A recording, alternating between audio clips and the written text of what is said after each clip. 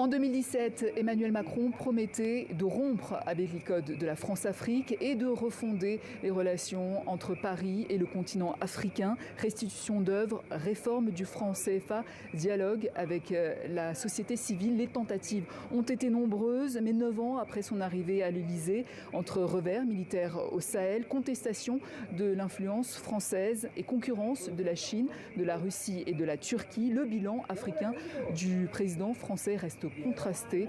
On fait le point avec Simon Rodier. Président à 39 ans, Emmanuel Macron voulait changer le style de la politique africaine de la France. Une rupture, une nouvelle jeunesse, présentée lors d'un premier discours à Ouagadougou, au Burkina Faso, en 2017. Je suis, comme vous, d'une génération qui n'a jamais connu l'Afrique comme un continent colonisé. Je suis d'une génération dont l'un des plus beaux souvenirs politiques est la victoire de Nelson Mandela.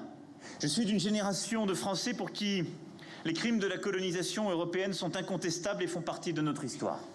Je suis d'une génération où on ne vient pas dire à l'Afrique ce qu'elle doit faire. S'il vous plaît. Cela aurait pu marcher, mais la blague ratée qui a suivi sur la climatisation aura au moins autant de retentissement que l'image d'un jeune président voulant dialoguer autrement. Les tentatives de faire mieux sont réelles. En témoignent par exemple les restitutions d'objets pillés par la France pendant la colonisation. Ici, 26 œuvres sont rendues au Bénin. Là, c'est un tambour ivoirien, un début. Côté économique, la réforme du franc CFA, hautement symbolique, est lancée, mais n'a pas abouti. À qui la faute ? La France de Macron souhaite s'ouvrir sur toute l'Afrique, en finir avec le précaré, se tourner vers les pays anglophones. Nous sommes dans une position qui ne va pas dans la bonne direction. Et c'est pour bonne partie de notre faute. Parce que nous avons trop souvent eu une logique de rente dans notre rapport au continent africain.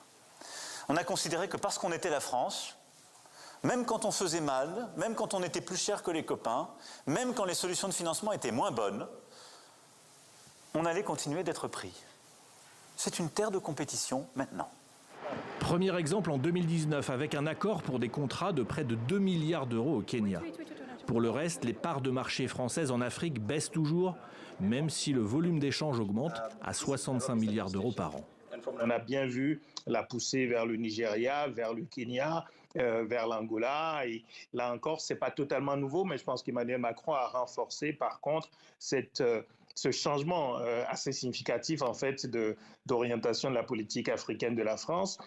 Sur le plan militaire, l'intuition du président est le rapatriement des soldats français. Mais la France subit. Elle doit retirer ses troupes du Mali, du Burkina Faso, puis du Niger, avant d'abandonner d'autres bases comme au Sénégal. Dans certains pays, faire sortir la France du jeu est un gage de succès politique. Et les mots du président français font ressentir aux observateurs une certaine aigreur. Nous avions une relation sécuritaire. Elle était de deux natures en vérité. Il y a une partie, c'était notre engagement contre le terrorisme depuis 2013. On avait raison.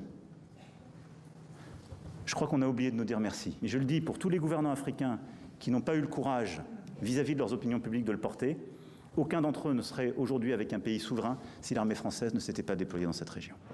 Les tentatives de changer d'image sont aussi réelles que la perte d'influence française sur le continent. La Chine, la Russie, les Émirats arabes unis, la Turquie ont gagné de la place. Du sommet de Montpellier, organisé pour les sociétés civiles mais sans les dirigeants, à la convocation de Pau pour le G5 Sahel, le président Macron a tenté de nouvelles formes de discussion, sans parvenir totalement à valider la rupture promise en 2017.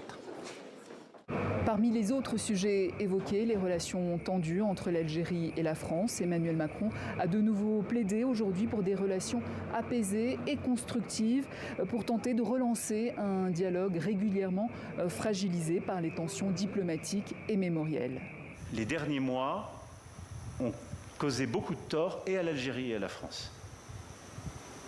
Et ce n'est pas notre intérêt de poursuivre cette solution et d'avoir quelques postures de politique intérieure.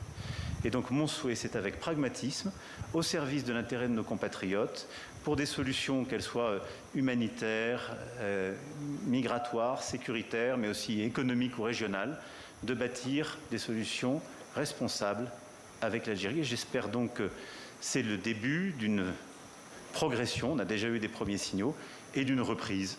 Après les derniers préparatifs, le Kenya est donc prêt à accueillir demain le sommet Africa Forward. Chefs d'État, entrepreneurs, artistes, représentants de la jeunesse et de la société civile seront donc réunis autour des grands défis du continent. Financement des économies africaines, emploi des jeunes, sécurité ou encore gouvernance mondiale. Avec donc en toile de fond cette volonté française de redéfinir son image sur le continent africain.